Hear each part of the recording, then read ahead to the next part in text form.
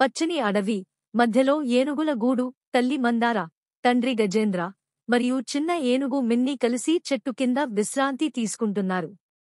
పక్కనే పిచ్చుక చిట్టి, కుందేలు బన్నీ, గూడు ఆడుకుంటున్నారు. పిచ్చుక మిన్ని చెవిలోకి వచ్చి చెబుతుంది, రైలు ట్రాక్ పక్కన ఉన్న గడ్డి ముద్దగా ఉంది. మిన్నీ సంతోషంగా తల ఊపుతుంది. మరియు స్నేహితులు చెట్ల మధ్యగా నడుచుకుంటూ రైలు ట్రాక్ వైపు వెళ్తున్నారు. మిన్నీ నిదానంగా నడుస్తోంది. ట్రాక్ పక్కన తీపి పచ్చగడ్డి తింటున్నారు. మిగతావాళ్లు దిగివెళ్తుంటే మిన్నీ మాత్రం గడ్డి తినుతూ ట్రాక్ మీదే నిలబడిపోతుంది.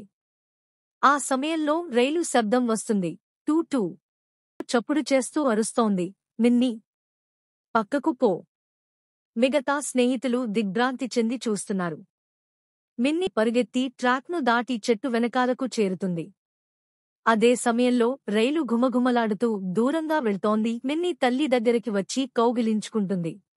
చిట్టి, బన్నీ, గూడు అందరూ కలిసి చెట్టు కింద విశ్రాంతి తీసుకుంటారు. చివరగా అందరూ కలిసి అడవిలో ఉండే బోర్డుకి రైలు ట్రాక్ దగ్గర ఆడకూడదు అనే గుర్తును వేస్తున్నారు.